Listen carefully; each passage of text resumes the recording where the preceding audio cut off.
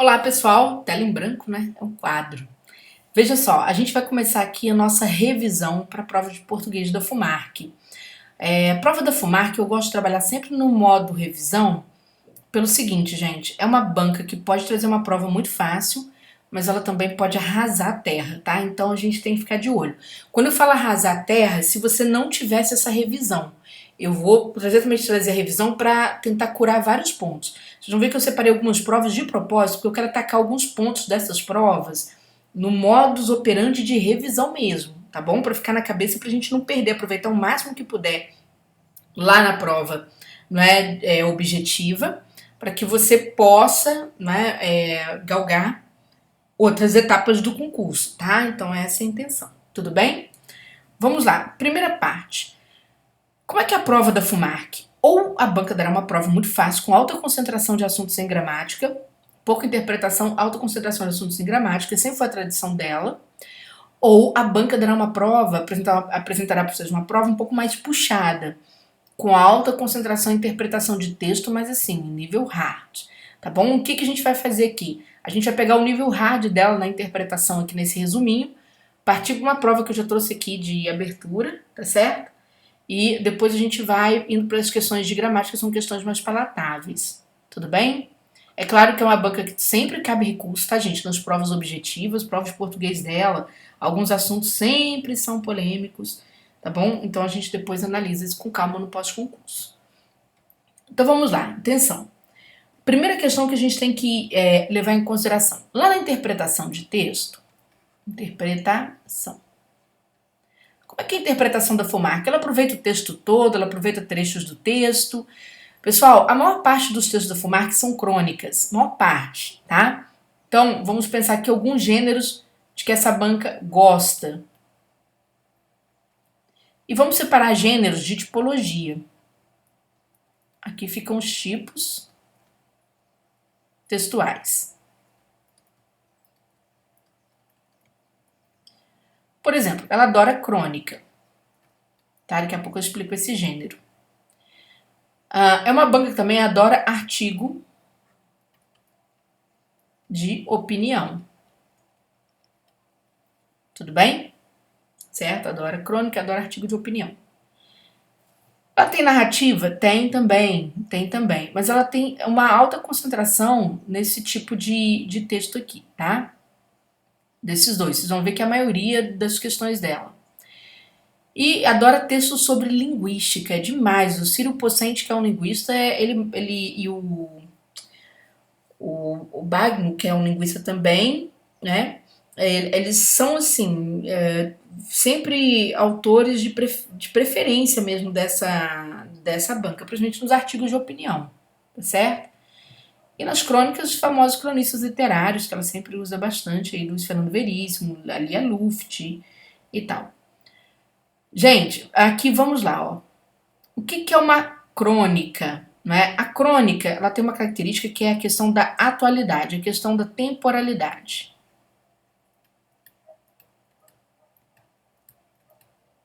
Temporalidade. Ou seja, a gente só entende a crônica do nosso tempo, porque senão a gente fica sem muitos elementos para tentar entender, entendeu? Então, ela vai tratar de fenômenos do nosso momento. Por exemplo, né? O que seria uma crônica lá dos protestos de 2013, lá atrás? Aquela crônica dos protestos dos 20 centavos. Então, se você lê a crônica, aí se o cara fala assim, não foi somente a cobrança de 20 centavos. Não precisa de ele explicar aquilo. Se você pertenceu a esse tempo, você sabe do que está se falando. Então, o marco da crônica é a temporalidade. Tanto que crônica lembra cronômetro, lembra cronologia, que é a marcação de tempo, não é? A marcação do tempo histórico. O cronômetro, que é a marcação do tempo do relógio, não é? Do prazo para você fazer alguma coisa. Lembra Cronos, deus do tempo. Então a crônica é sempre um assunto que é do momento, tá? É sempre uma coisa bem atual. Tudo bem? Ela pode ser literária, pode não ser literária, ela pode ter um pouco de que a gente chama? De aspecto de brincadeira, né? E tal, qualquer coisa nesse sentido. Já o artigo de opinião, o nome já diz tudo, é um artigo de opinião. Aquele artigo em que o autor, né, ele vai dissertar de forma bastante argumentativa, tá? Ele vai ter a sua tese. Então aqui o autor tem uma tese, ou seja, uma ideia do autor, né? E essa ideia é voltada para convencer o leitor.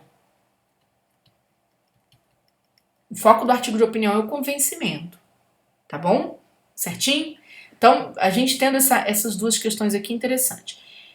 Como eu disse para vocês, a crônica pode variar. Ela pode ter um caráter dissertativo, pode ser uma dissertação, ou pode ser uma narração.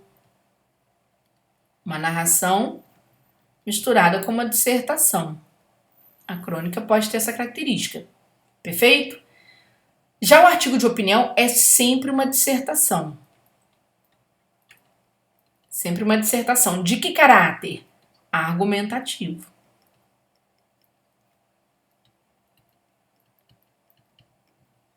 Tudo bem? Então, é nisso que reside, né, a crônica. Perdão, o artigo de opinião. Sempre uma dissertação de caráter argumentativo, porque a ideia é sempre convencer, certo? E aí, isso aqui são gêneros. O que são os tipos textuais? O que a gente acabou de falar. Nos tipos textuais, você tem a injunção, que é exatamente uma espécie de receituário, né? Que você dá ordem, dá dicas, sugestões. Você tem a descrição, em que há uma caracterização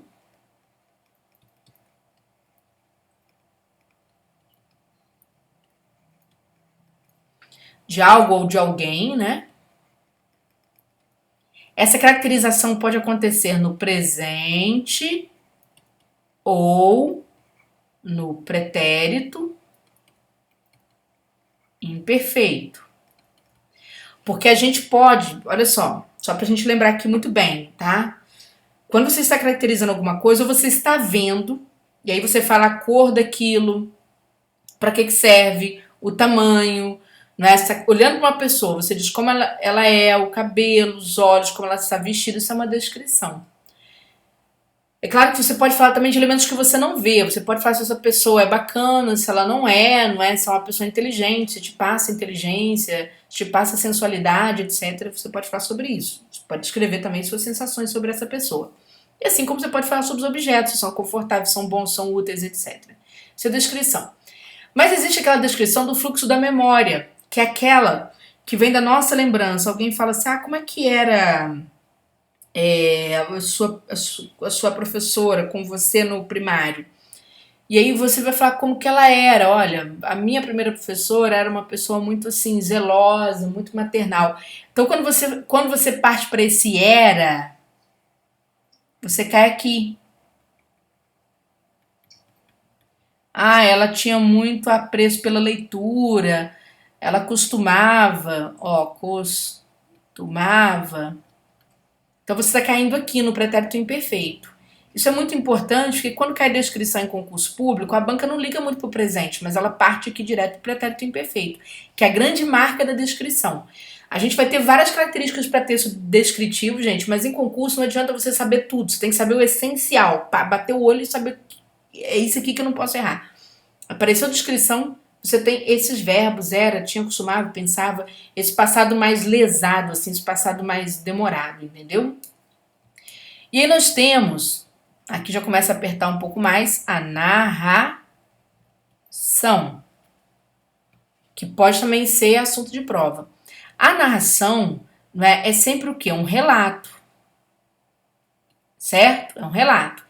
Esse relato, pessoal, né, ou seja, o que é um relato? É um contar algo, tudo bem?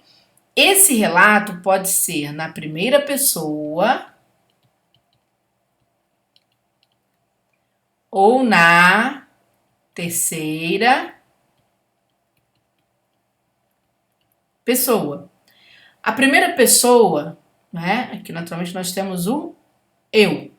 Terceira pessoa, quando a pessoa está falando de outras pessoas, do ele, eles, né? Ela. E os plurais aqui. Quando o narrador faz o relato em primeira pessoa, ele é conhecido como narrador personagem.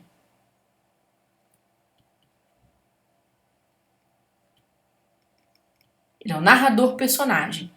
Quando ele faz em terceira pessoa, ele é meramente o narrador. Tudo bem? Mas ele pode ser um narrador meramente observador ou um narrador onisciente. Certo? Então vem aqui, ó, vou apagar tudo aqui, vou bater aqui na terceira pessoa, tá? Na narração. Então, print aqui.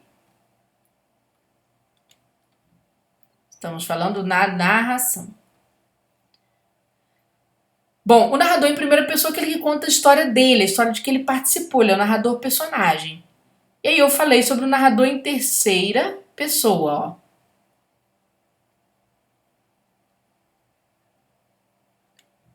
Narrador em terceira pessoa. Como eu disse para vocês, pode ser meramente observador. Ele pode ser também onisciente. Gente, um narrador observador, ele só fala daquilo que ele testemunha. Ele é conhecido como testemunha. É só o que ele viu. O narrador onisciente é aquele narrador que, além de ele testemunhar, olha só, ele faz o papel da testemunha, mas ele aumenta um ponto. O que ele faz? Ele entra no interior dos personagens. Então, ó, sabe o que as personagens, que pode ser no masculino ou feminino, tá, gente? As personagens dos personagens sentem ou pensam. Então, por que é onisciente? Não precisa decorar, só você lembrar, por exemplo, né, mesmo que você não seja uma pessoa cristã nem nada, você vai ouvir falar, né, pela teoria bíblica, que Deus é onisciente, segundo a tradição cristã, ou mesmo, né, se você for para outras religiões, a concepção da onisciência dessas figuras divinas. Então isso quer dizer o quê? Quer dizer que está em toda parte. Ele sabe o que a gente pensa e sabe o que a gente sente. Entendeu agora como é que é? Eu dei esse exemplo só para você guardar. E o outro é meramente observador, ele só conta aquilo que aconteceu, tá bom? Gente, toda narrativa, seja em primeira pessoa, olha só, seja narrador em primeira pessoa, que se confunde com a personagem, ó, é também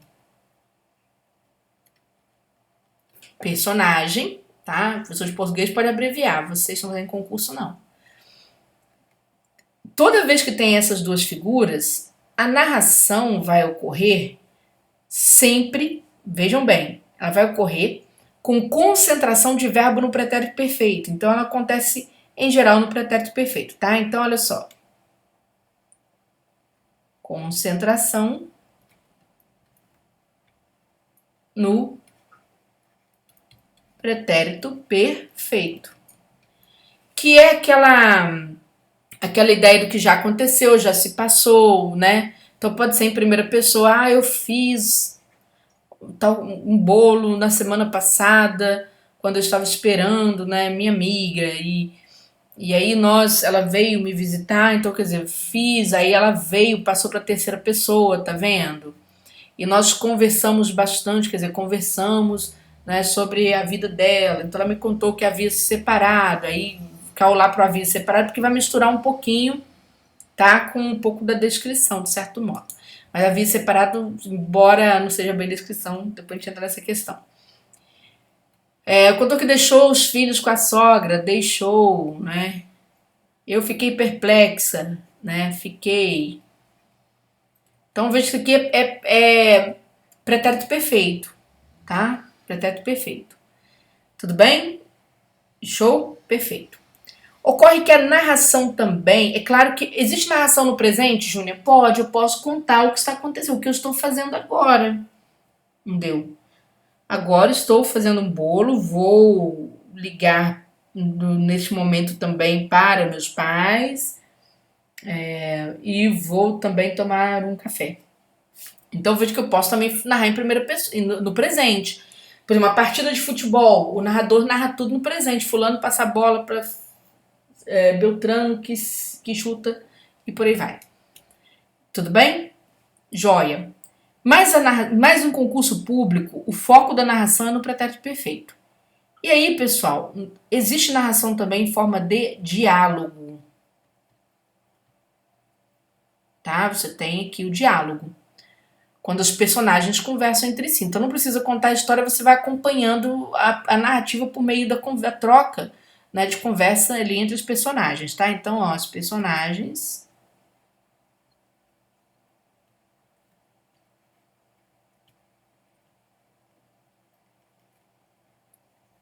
conversam entre si.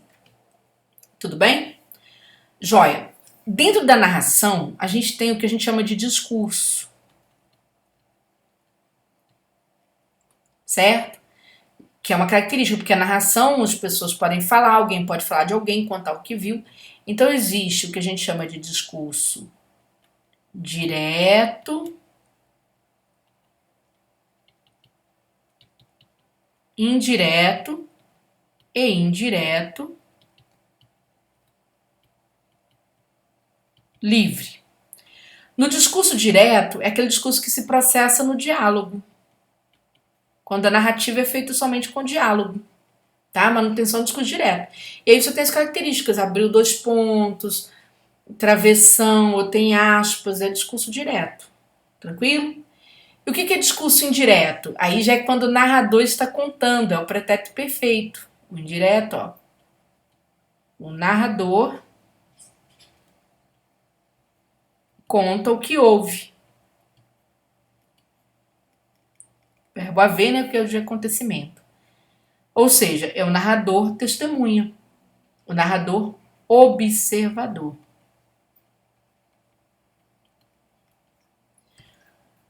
Mas não é só quando ele conta, mas principalmente quando ele reporta. Quando ele pega o discurso da personagem e fala o que a personagem falou. Então ele conta o que houve, como na condição de observador, não é? Reportando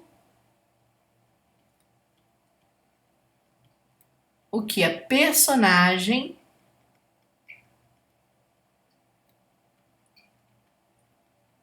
disse. Essa parte é interessante, tá? Então, aqui no direto há diálogo, a personagem fala sozinha, a personagem fala por si.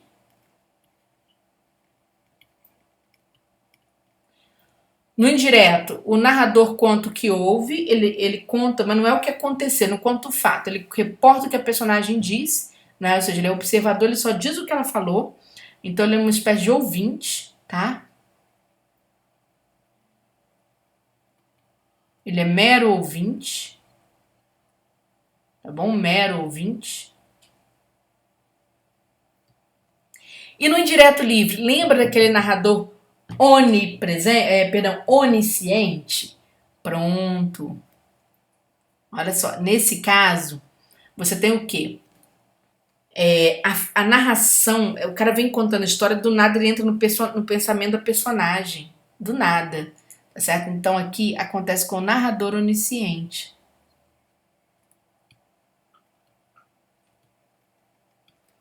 Ele entra no pensamento da personagem.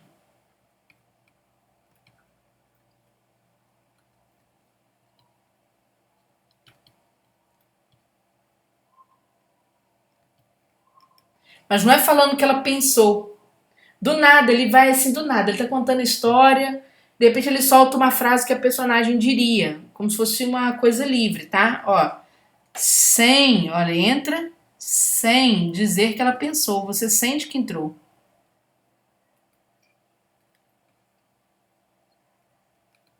Você sente que agora ela tá falando pela personagem, como se tivesse incorporado, tá? Então isso aqui é a narração. Tudo bem? Show. A narração vai cair em peso na prova? Não, não, não. tá? Ela cai mais ou menos, tá bom? Cai mais ou menos, cai, às vezes cai misturada com a descrição e tal. Agora, atenção à parte mais importante. Vamos sumir com isso aqui, né? Vamos à parte mais importante. A dissertação domina as provas da FUMARC. Domina as provas. O que é dissertar? Dissertar é explicar. É explicar. E a gente tem duas formas para processar a explicação, tá? Existe a dissertação expositiva, que é conhecido também como informativa, ou seja, só serve para informar, só visa, né, a informação. Transmite conhecimento, tá, gente? Transmite informação, transmite conhecimento. E nós temos a dissertação argumentativa,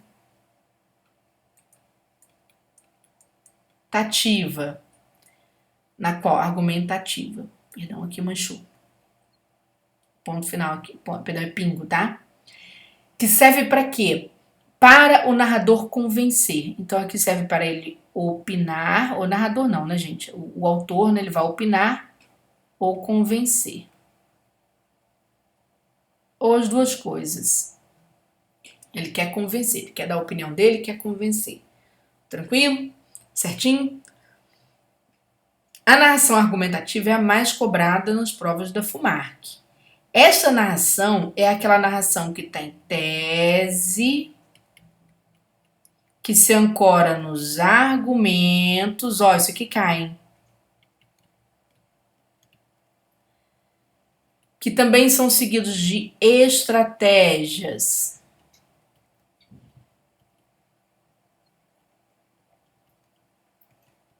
Argumentativas e que tem uma conclusão que corrobora a tese. Corroborar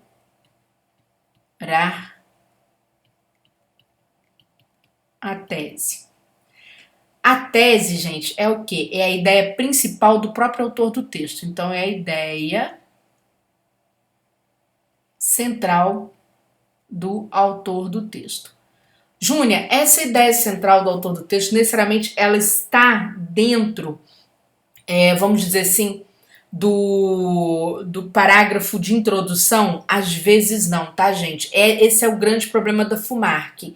Porque, como eu falei para vocês, quando a gente pega os gêneros mais praticados na interpretação da FUMARC, certo? Então, nós temos aqui, ó, gêneros mais praticados. Você tem o quê? Você tem crônica e tem artigo de opinião. É, assim, 90% das provas dela é isso aqui, tá? Crônica e artigo de opinião. São textos muito livres. Esse é o problema, porque a crônica, por exemplo, ela pode misturar tipologias textuais. O cara pode contar uma história e depois você entender o que ele quer com aquela história lá pra frente. Entendeu? Então, para você não errar a tese, olha só a dica que eu vou te dar para não errar. Eu vou te dar duas dicas bem importantes para você não errar a tese. Você vai notar que a tese é um assunto, né? Ela vai trazer uma ideia central sobre a qual existem ideias que vão complementar aquela ideia central. Então, se eu tenho, por exemplo, né, a minha tese, eu estou escrevendo um texto, aí eu começo meu texto, presta atenção na minha fala, por favor. Eu começo meu texto falando assim: eu sou a favor de sim, no Brasil, para que haja justiça fiscal, a favor de se cobrar, colocar em prática o imposto sobre grandes fortunas. Então, esta é a minha tese. Só que antes de eu começar a falar isso, sobre o IGF, imposto sobre grandes fortunas, de repente eu comecei a contar a história da minha vizinha, né? Eu tenho duas vizinhas, uma vizinha muito pobre e uma vizinha muito rica, e as duas vão ao mercado comprar arroz. O arroz tem o mesmo preço para as duas, ou seja, as duas vão pagar ICMS do mesmo jeito. E eu quero mostrar, né, como que a minha vizinha pobre nunca vai ter dinheiro, por quê? Porque, na verdade, ela é punida pelo consumo, né, em termos de tributação, do mesmo jeito que a rica. Entendeu o que eu estou querendo dizer? E aí eu começo contando essa história. Aí você não tá entendendo nada, já que eu quero. Você tá entendendo que eu tô falando de tributação, sim. Mas aí eis que de repente eu falo assim: olha, o que tem que acontecer para haver justiça fiscal é que a rica sempre tem uma herança. Então tem que ser tributada lá na herança dela.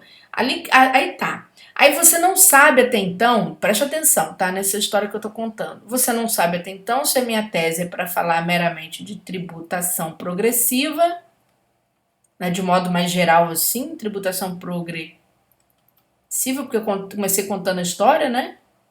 A da vizinha, ou se é para falar sobre GF de cara, que é o Imposto sobre Grandes Fortunas. Qual que é a minha tese? Ainda não sabemos. Para você descobrir qual é a minha tese, vai depender das ideias secundárias.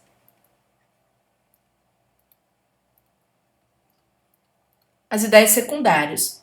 Se nos demais parágrafos eu estiver falando, né, sobre os ricos, o quanto eles se dão bem, sobre o fato de eles pagarem menos impostos, etc, etc, etc, eu estou falando do GF, de certo modo. Não é? Falando sobre famílias tradicionais, que sempre vão deixar heranças, e os filhos sempre vão herdar aquilo ali. Parará. Então, a minha tese passa a ser GF. Porém, se eu começar a falar, veja só, né? Se eu, nas minhas ideias secundárias, eu começar a falar sobre o IPTU, por exemplo, aí eu falo que o IPTU já existe, né? Eu dou como exemplo de progressividade o IPTU, eu vou lá e falo, olha, o IPTU é o imposto, por exemplo, que é um pouco diferente do ICMS do pacote de arroz. Porque o IPTU, por exemplo, se o terreno tiver não sendo utilizado, estiver subutilizado, vai pagar mais IPTU, não é? Por quê? Porque é preciso fazer justiça fiscal. Aí eu vou lá e falo que o terreno onde tem moradia, né, paga menos tributo, onde a pessoa habita e tal, tal, né? Porque só uma pessoa rica para deixar um terreno gerando mato, porque o pobre, que é pobre, pobre, pobre precisa de terreno para morar, serve para plantar alguma coisa. Então, quando você tem um sobrando, você tem um terreno gerando mato, né? Você não está precisando desfazer dele. E aí ali tem uma tributação. Aí eu falo sobre, por exemplo, que, né, no Brasil o carro paga IPVA, mas o helicóptero não paga, o jet ski não paga, etc. Eu vou mostrando, olha, de quem que é o helicóptero do rico, o jet ski também, etc. Aí eu tô falando de quê? De progressividade, de repente. Tá? Porque eu fui misturando várias ideias. Eu saí da ideia apenas de herança, de fortuna, entendeu? Aí você vai identificando. Então, gente, a tese é muito compreendida pelos argumentos. Muitas vezes na prova da FUMARC você precisa olhar para baixo, por isso que eu falei com vocês. Claro que na prova da FUMARC eu leio início e fim bem demarcados, leio início e fim bem demarcados. Mas às vezes eu preciso olhar para o meio do texto para saber, peraí, qual que é a perna que está sendo puxada? A da tributação progressiva ou do imposto sobre grandes fortunas? Um assunto corta o outro. Mas está falando mais do quê? Está falando mais sobre as grandes fortunas? Tá, então não. Então a tese é a cobrança de IGF. Certo? Entenderam? Ah, tá falando sobre vários impostos da tese de tributação progressiva. Então vai depender do que você vai ver também no miolinho. Por isso que também é interessante, de certo modo, ler o miolinho. Mas demarque bem o início e demarque o final. Júnior, com o final eu consigo também marcar tese? Ótimo, porque dependendo de como o texto termina, você, peraí, tá repetindo uma ideia. Se repetir uma ideia lá do iniciozinho, assim, do segundo, terceiro parágrafo, não sei o quê, tá corroborando. Aquela ideia que se repete ao final também te ajuda a localizar a tese, tá? E uma dica super importante para a prova da FUMARC, se houver título, geralmente, tá, gente? Crônica literária não, mas geralmente o título ajuda o quê? O título te ajuda a localizar a tese, porque o título é um resumo da tese. O título é uma síntese ou resumo da tese. Você olha para o título e acha a palavra-chave da tese. Acontece bastante, a gente vai ver na hora que estiver resolvendo provas, né, da banca, só para vocês saberem aqui, tá bom? No curso. Perfeito? Agora, muita atenção, né, porque a banca é espertinha. Vamos lá. O que é uma crônica? Uma crônica é um texto sobre o nosso tempo. Nosso tempo. É um texto que ela pode ser atemporal? Pode, mas ela é sempre atual. Então a questão da crônica é ser atual. É um texto marcado pela atualidade. Certo?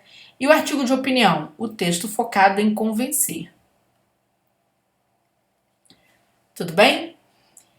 Então, gente, duas perguntinhas vão ser muito comuns a depender do gênero. E aí pode acontecer o seguinte. A crônica pode misturar tipos textuais, professora? Narração, descrição e dissertação? Pode. O artigo de opinião também pode, mas o artigo de opinião tem uma concentração de dissertação, assim, danada, tá? A crônica pode ter um lado narrativo, pode ser narrativa, mas o artigo de opinião não, sempre vai ser dissertação. A crônica pode ser narração, o artigo de opinião sempre vai ser dissertação. Tranquilo? Certinho? E, Júnior, que perguntas são mais comuns? Então, vem aqui, vou apagar tudo aqui. Então, vamos lá.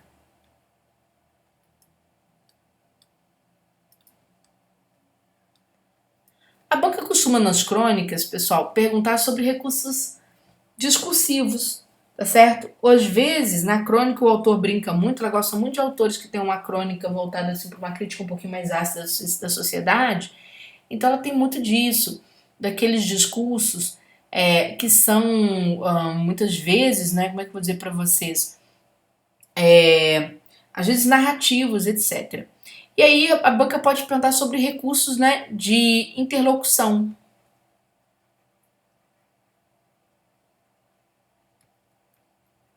Que pode acontecer tanto na crônica, mas também pode acontecer também no artigo de opinião, tá?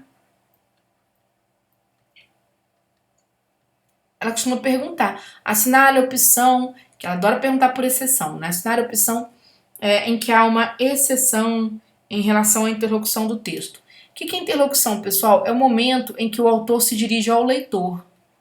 O autor se dirige ao leitor. Quais são os recursos de interlocução mais famosos? O uso do vocativo. Quando o autor fala, por exemplo, ele chama alguém, né? Chama quem estiver lendo e fala, caro leitor, por exemplo, tá? Fosse isso aqui, ó. Como se fosse isso aqui, tá bom? Caro leitor. Ou você aí que está me lendo. Tudo bem? Ou se não, ele usa a primeira pessoa do plural. Ou a terceira pessoa também, né? Ou a terceira pessoa. Mas no sentido de quê? De criar interlocução. Quando ele inclui o leitor no texto, tá? Ele inclui o leitor no texto. Ele fala assim, ó. Hoje podemos ficar... Gente, isso aqui vocês não podem fazer na prova, não. Somente eu. Mais tranquilos. Quando ele fala hoje, nós podemos ficar mais tranquilos. Quando ele fala podemos, o verbo em primeira pessoa pode sim estar marcando uma interlocução com o leitor, tá, pessoal? É só você olhar o texto, ele está incluindo o leitor ali ou não. Ou se não, ele fala isso aqui, ó. A gente hoje, né, tem condições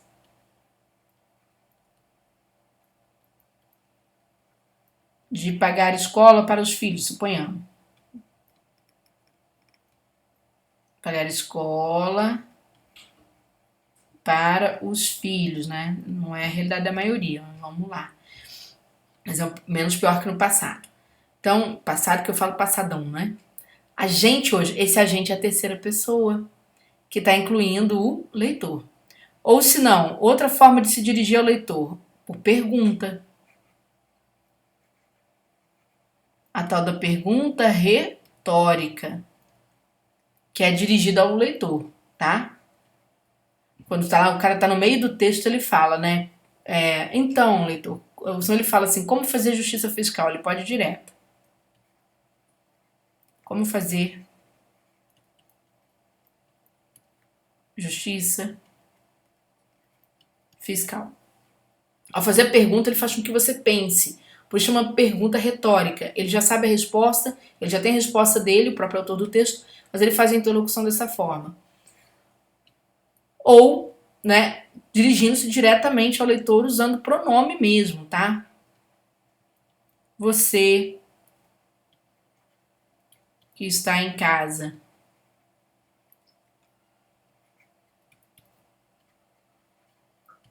Já sabe o resultado. No meio do texto ele tá com você, então ele está conversando com você. Tudo bem? Então a interlocução são textos livres, textos menos formais. Por isso que numa prova de redação, por exemplo, redação mesmo, na hora que você vai escrever, você não pode fazer interlocução. Por que não pode? Porque você tira a formalidade do texto, tá bom? Então é muito comum na crônica, é muito comum no artigo de opinião, para prender o leitor àquela leitura ali, tá? É muito comum também, tanto na crônica quanto no artigo de opinião, a banca te perguntar sobre estratégias argumentativas, que é outra história. Estratégias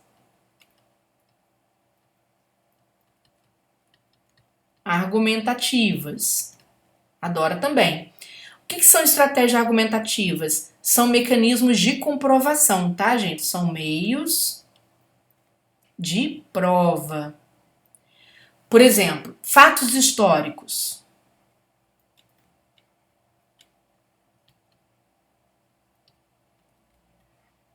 Exemplos. Numerais, não é? Resultados de pesquisa, chamada prova concreta. São os numerais. Resultados de pesquisa, etc. Né? Discursos de autoridade.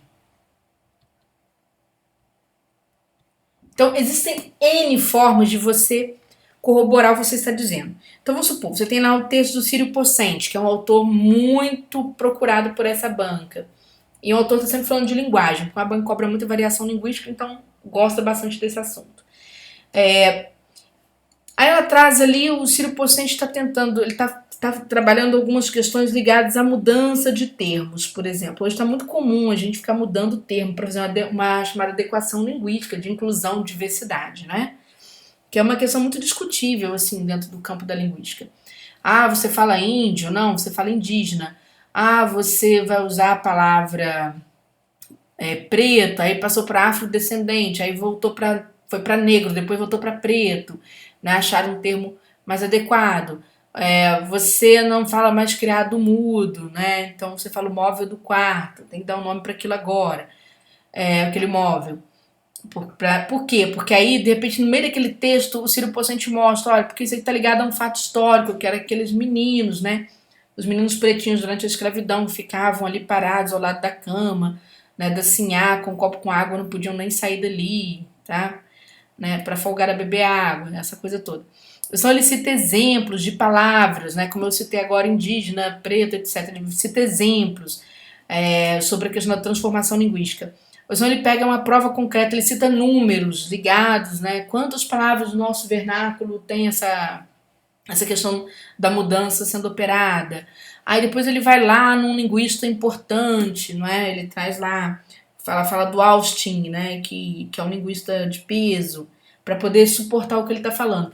Então, quer dizer, o discurso dele era transformação linguística. E aí, quando ele vai dando esses exemplos, ele cita fato histórico, cita isso tudo, é a chamada estratégia argumentativa, tá, gente?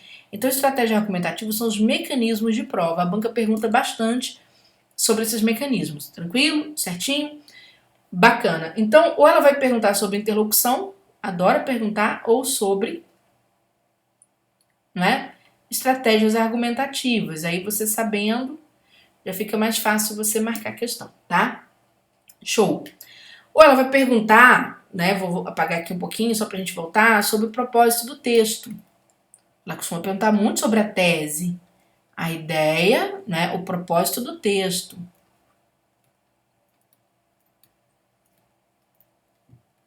Que eu já expliquei como localizar. Você localiza o propósito do texto, né? É sempre o quê? É a ideia principal, então você pode analisar as ideias secundárias, se elas estão ramificadas a partir de uma ideia central. O título te ajuda, tá? Então, olha só, elementos que auxiliam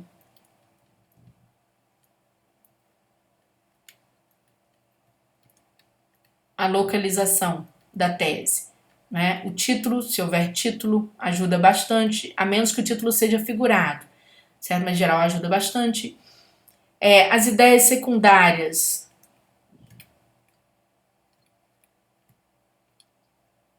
ajudam, a conclusão ajuda. Então, você, se baseando nesses 3 elementos, você vai eliminando muitas questões na FUMARC para você fazer, tá? Lembrando que a FUMARC é uma prova sempre de exceção e de incorreto. Ela concentra esse tipo de pedido E o que atrapalha as pessoas é a desatenção, tá, pessoal? Já tem que entrar na prova com esse espírito da exceção. Entendeu? Muito firme aí na cabeça de vocês. Tudo bem? Certinho? Então, a interpretação de texto, gente, da FUMARC gira em torno desse assunto, tá? Perfeito? Bacana. Então, a gente depois vai partir para exercício. Tirou essa parte, né, dessas perguntas típicas de interpretação, ela vai lá para a gramática. E aí a gramática, o que eles gostam aqui? Primeiro, funções sintáticas. A principal função sintática mais cobrada, sem dúvida nenhuma, é o sujeito. Sujeito é a principal função sintática, a banca sempre vai cobrar, não tem como, tá? E é interessante, daqui a pouco eu explico como você vai localizar o sujeito. Tudo bem? Depois, a banca adora cobrar, tá? Ela gosta bastante de crase. Pode estudar crase mesmo, estudar, porque vai ter questão de crase, é difícil. Adora cobrar pontuação, sempre questões fáceis, principalmente em pontuação associada ao adjunto adverbial.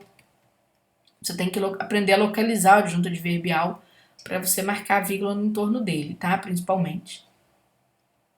É uma banca que gosta muito de cobrar também, né? Ela gosta de cobrar o pronome relativo, tá? Adora cobrar concordância. Adora cobrar regência. Júnior, quase tudo, calma. Adora cobrar colocação pronominal, mas ela mesma erra. Sempre essa questão aqui vira e mexe, né? Os professores estão fazendo recurso de português para as questões de colocação pronominal, então não se sinta mal, tá? Na prova. Se você ficar confuso ali na hora. E gosto de cobrar um pouco também das funções do ser.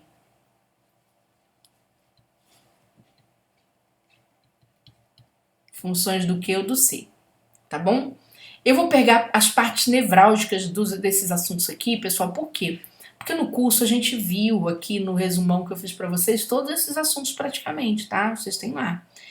Só não tem funções do que e do ser, mas eu vou pegar as partes nevrálgicas aqui e vai matar direitinho. Então vamos lá, olha só. Print, print, print. Né? Questão do sujeito.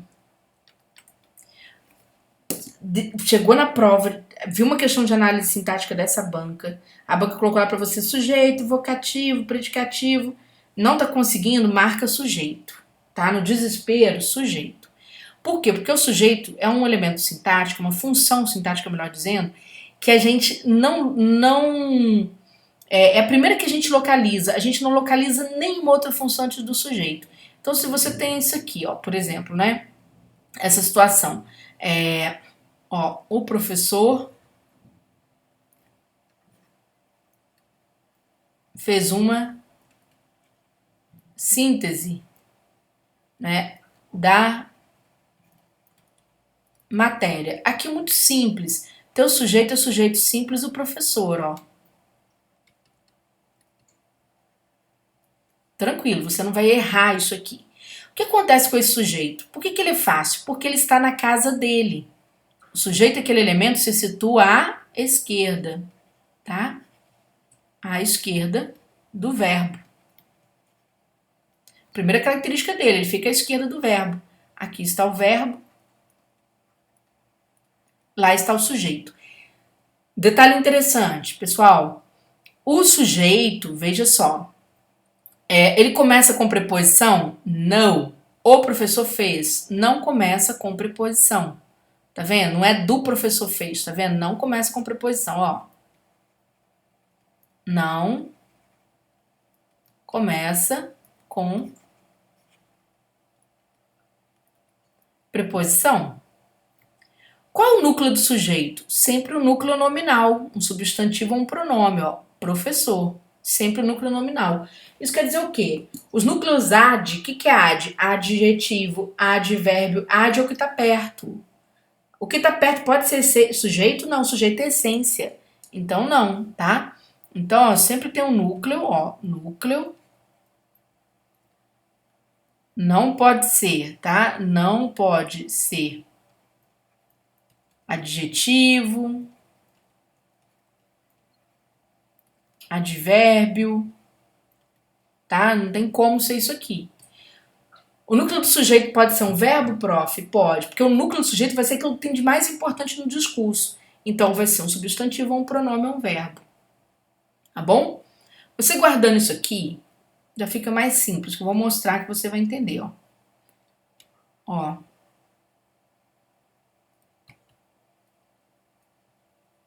Conservou-se a regra. A banca vem aqui. Ela quer saber qual é a função sintática de a regra. 90% dos candidatos vão falar o quê? Que a função sintática de a regra, né, seria, de repente, complemento do verbo conservar, seria objeto direto. Muita gente vai ficar entre isso aqui, ó. Objeto direto ou sujeito. Muita gente cai em objeto direto na cabeça da pessoa. Por quê? Porque ela já pergunta para o verbo conservou-se o quê? Não pode localizar nenhuma função sintática sem antes isolar o sujeito.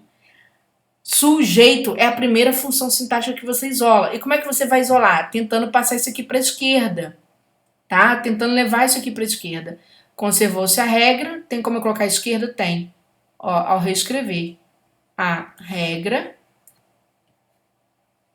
foi conservada. Quando eu reescrevi, veio para a esquerda, ó, a esquerda do verbo. Começou com preposição? Não, isso aqui é artigo.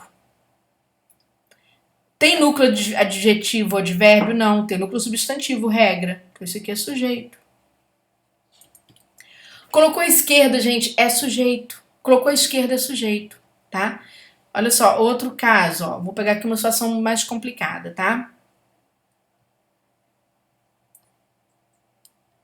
Convém aos professores fazer uma síntese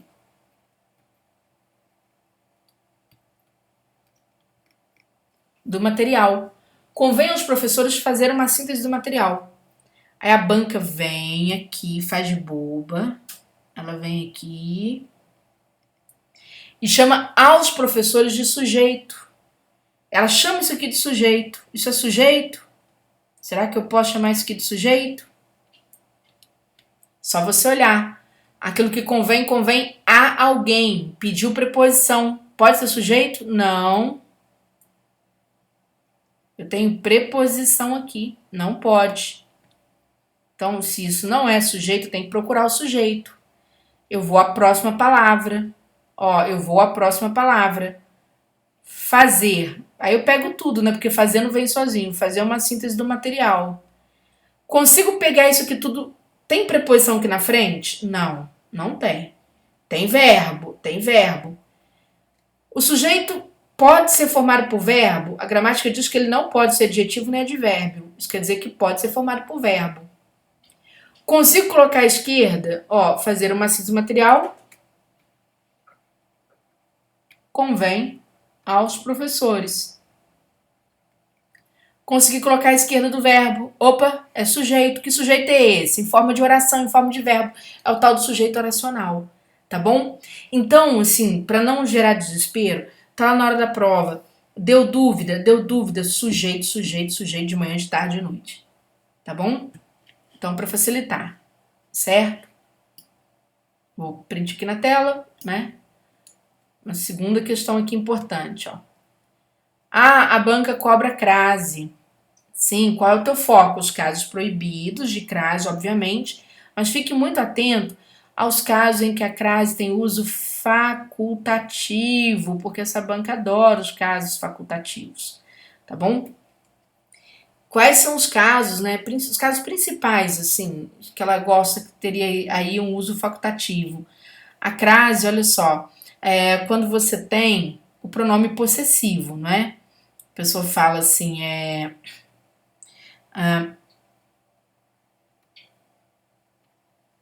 Entregue isso à sua mãe. Né? Pode ser com crase ou sem crase. Por quê? Porque aqui nós temos um pronome possessivo. Tem que ser feminino, né, gente? Que crase envolve feminino. Feminino no singular. Isso aqui é muito importante, tá? No singular. Depois eu explico a questão do plural. Então, o caso do pronome possessivo é um caso de crase facultativa. Vou até a garagem ou até a garagem, tá? Aqui também nós temos um caso de crase facultativa, ou seja, após a preposição até. Após a preposição até. Mas veja que o até está indicando direção, tá? Que é ir a algum lugar. Ir a algum lugar. Certo? Também temos aqui um caso de crase facultativa antes de nome feminino, né? Nome de mulheres, quando você fala isso aqui, ó. Dê isso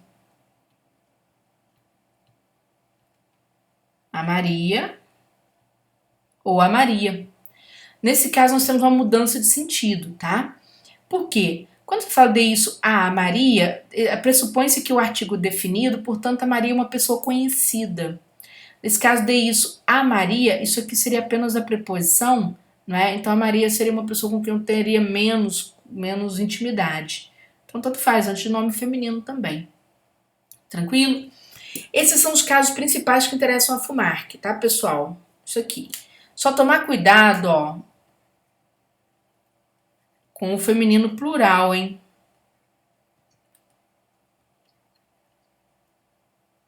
O feminino plural. Nesse caso, vale a seguinte regra, que é até bom decorar. Crase só se houver as.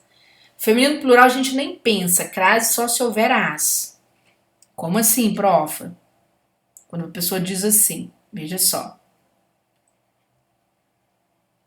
Não vou a festas, não vou às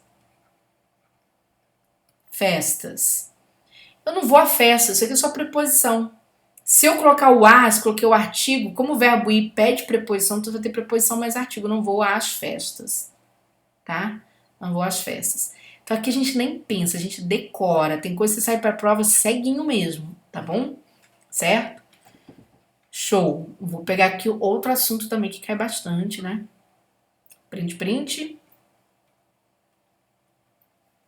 3. Funções do que? São várias funções, mas as duas principais, você tem o que? Pronome relativo, é o que mais a banca cobra. Pronome relativo e conjunção integrante. Conjunção subordinativa integrante. Quando é pronome relativo, a gente troca por o qual a qual. O qual a qual. Sendo pronome relativo. Sendo conjunção integrante, você troca a oração toda por isto. Tá? Então, vou mostrar aqui, ó.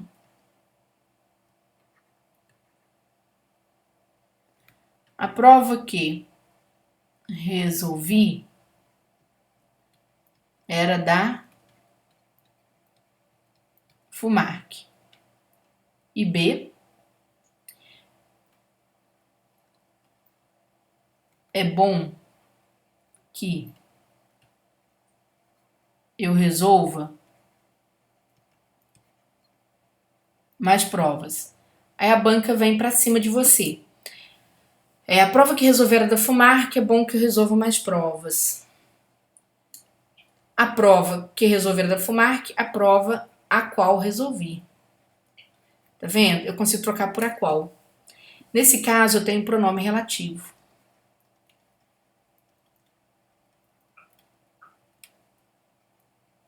Tudo bem? Nesse caso, eu vou ter pronome relativo. É bom que eu resolva mais provas. É bom isto. Veja que eu troco a oração inteira pelo isto. Então, eu tenho o que sendo conjunção subordinativa integrante. Perfeito? Show? Joia?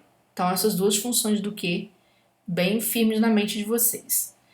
Júnior cobra funções do C, cobra. Mas essa banca erra muito essa função aqui, tá, gente? Principalmente quando tem sujeito indeterminado e voz passiva. Ela mesma erra. Então, vou chamar atenção para as funções do C. Primeiro, relativa à voz passiva, tá? O pronome passivador.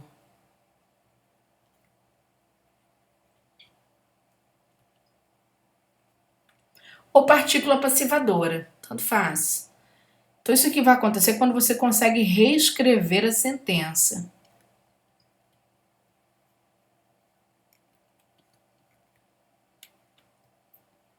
Então, ó, observou-se, né, a chuva. Aí você não pode falar que alguém observou que isso aqui é índice de determinação. Não pode ligar isso automático na prova, não, pelo amor de Deus, tá? Você vai testar primeiro o pronome passivador, primeirinho de todos. Primeirinho. Como que você vai fazer isso? Reescrevendo. A chuva foi observada.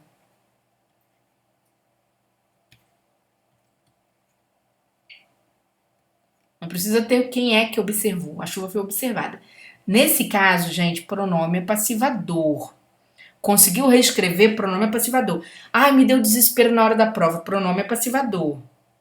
Ligou o modo desespero, pronome é passivador. Certo? Pode ser que caia outra coisa, mas em geral o pronome é passivador. Tranquilo? Então vamos mais sobre a partícula C,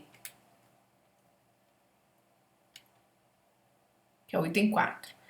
Ah, e quando é índice de determinação do sujeito, professora, não dá para reescrever, ó. Sendo índice de indeterminação do sujeito. Não dá para reescrever.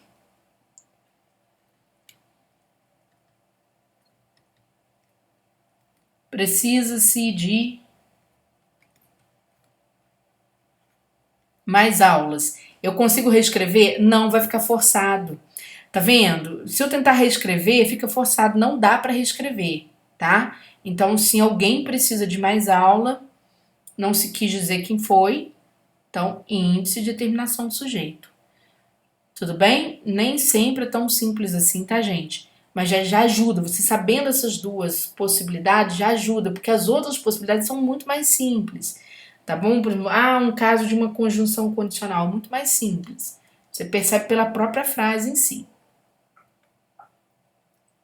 Aproveitando isso aqui, eu não falei, mas a banca gosta também de conjunções, tá, pessoal?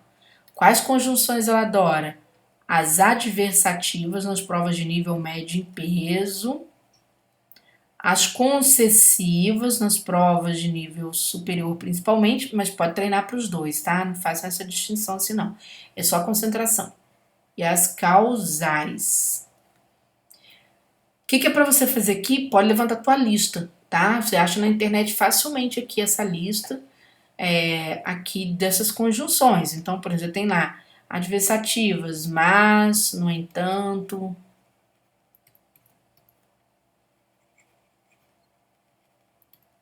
entretanto, contudo, porém, todavia.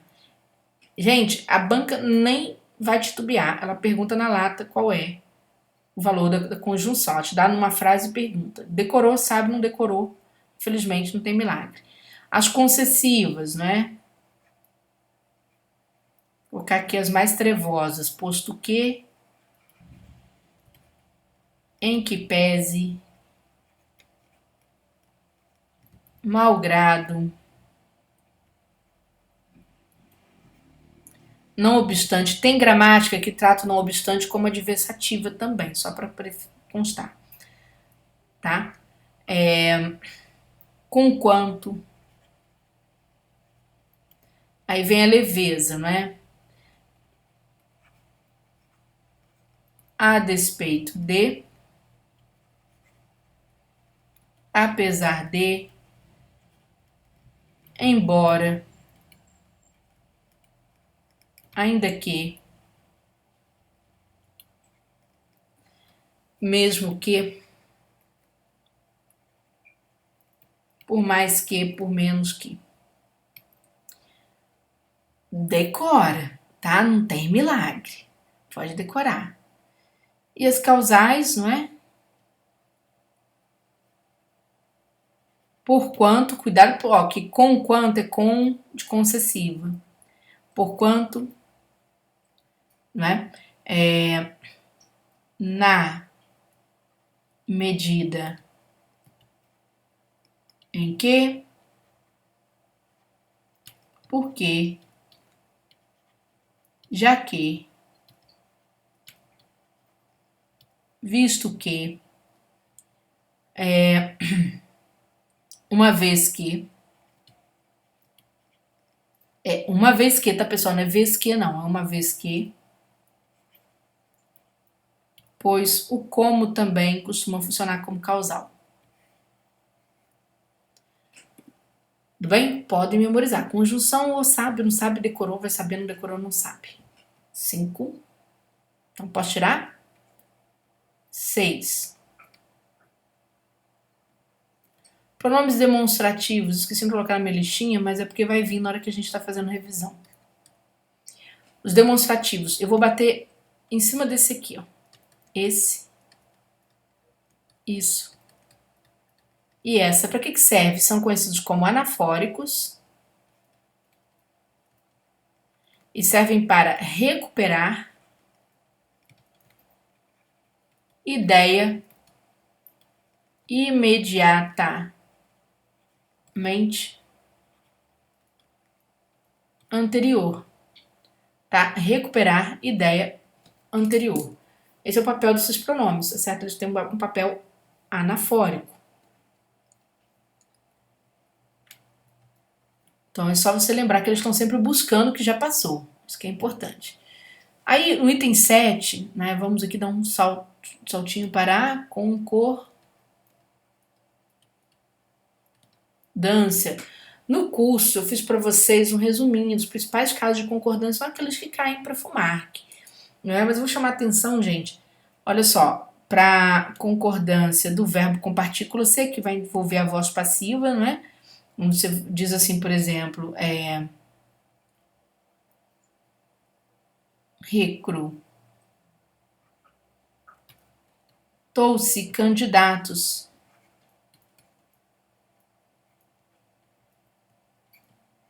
Essa frase está correta? Não, errada.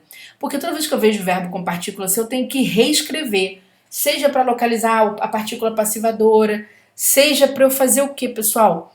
Para eu fazer, né, a concordância correta. Então, o correto é recrutaram-se candidatos. Por quê? Porque na hora que eu reescrevo, eu tenho o quê? Candidatos foram recrutados. Ao reescrever, eu tenho candidatos foram recrutados. O plural aparece. Então, toda vez que tem partícula C, eu preciso reescrever. Tudo bem? Certinho? Quando eu tenho, vejam só, quando eu tenho o sujeito formado por partitivo, eu tenho dupla concordância, não é? Nem sempre, mas tem que ficar atento, ó. Se eu falo o seguinte, ó. Metade dos alunos passou. Isso aqui é partitivo. O que é partitivo, pessoal? É a ideia de parcela. Uma parcela deles passou. Então, toda vez que eu tenho a ideia de parcela, seja para mais, seja para menos, a gramática me permite concordar com o elemento que fala sobre a parcela, concordar com o elemento mais próximo, que é o adjunto adnominal. Passou ou passaram. Isso só vai acontecer quando o sujeito trabalha com ideia de parcela, ideia de partitivo. certo? Ideia de parcela, ideia de partitivo. C, né? Vamos lá, a questão C. Por exemplo, eu tenho aquela situação, né? Tem lá, metade dos alunos passou, metade passaram. O cara vai lá e coloca um percentual, não é? 1% dos alunos. Tudo que é menor do que 2 em português é singular. Então, eu tenho 1% passou, mas é parcela? É, então eu também posso concordar com os alunos. Os alunos passaram. Então, aqui eu fico, olha só, porque é menor do que 2 eu tenho singular, mas como indica parcela, eu também posso ter essa ideia aqui, tá? Os alunos passaram. Tudo bem? Cuidado quando a banca ela cria situações que você não tem, assim, uma situação dúbia, né? Se ela colocar, por exemplo, 10% dos alunos. Qual é a sua opção aqui? 10% e alunos só tem plural. Tudo bem? Porque 10 é acima de 2, então passaram. Tá? Só tem plural. Tudo bem? Então isso aqui é revisão, tá, pessoal? Só revisão mesmo. Ainda sobre a concordância, né? Então, print aqui na tela. Ainda sobre a concordância. A gente está aqui no 7 em concordância. Concordância verbal. A gente tem aquelas figuras dos chamados verbos impessoais, que você tem que se lembrar. Haver. O fazer, indicando o tempo decorrido, não é?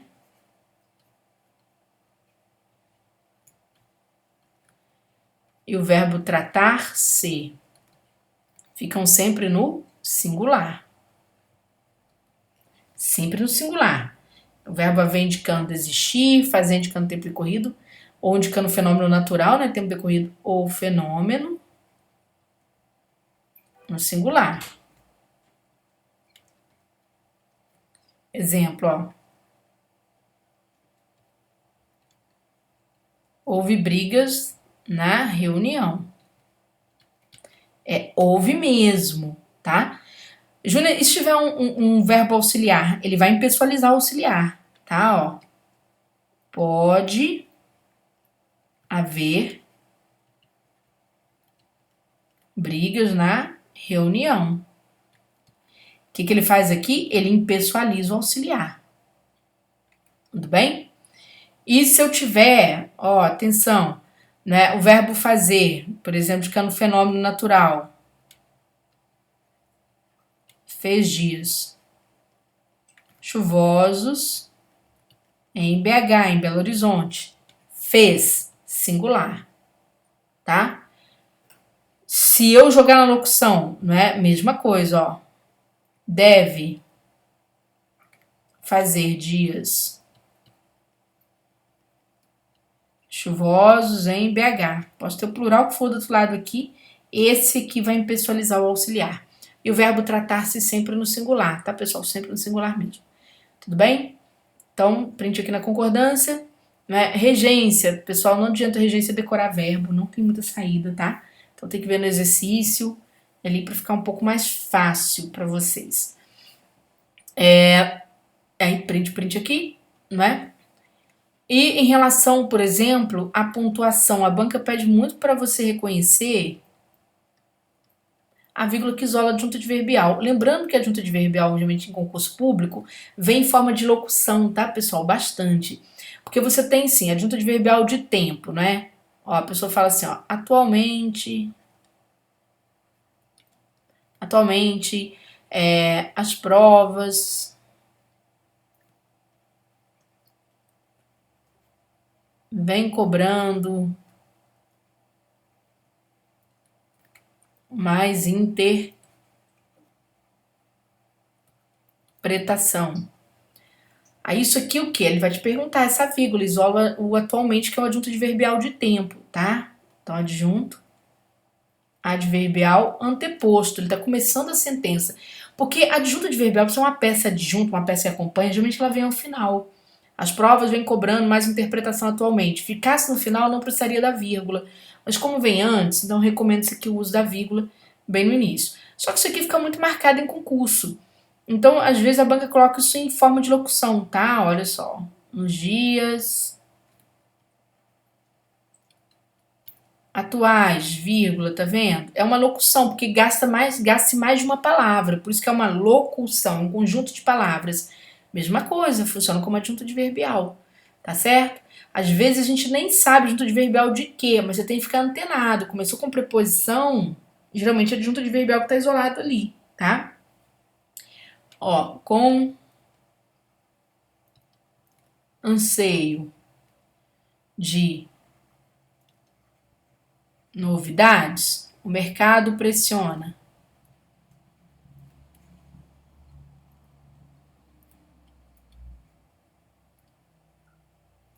O mercado pressiona o governo. Conceito de novidades, o mercado pressiona o governo. Esse conceito de novidades, isso aqui a banca perguntou, essa vírgula aqui é adjunto adverbial, olha a preposição aqui, você vê uma grande locução, então às vezes a pessoa nem sabe por que serve esse adjunto adverbial, não tem problema.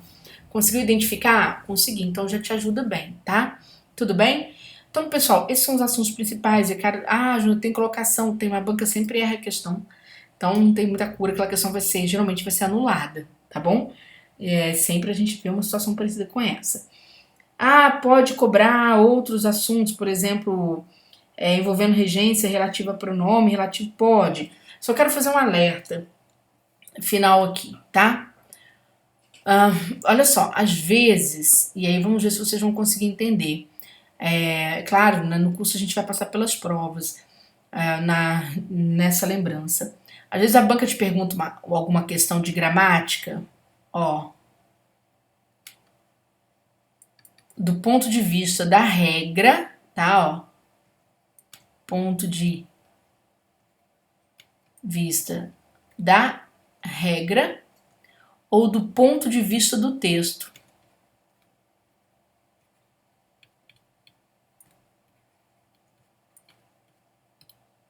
Ponto de vista da regra, ponto de vista do texto. Cuidado com a forma como ela pergunta, porque senão você pode se dar super mal quando ela estiver batendo aqui, no ponto de vista do texto.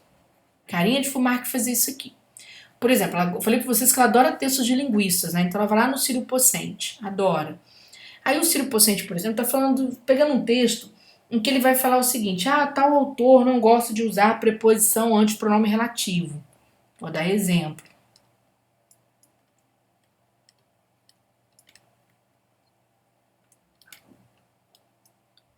Ó, a pessoa que eu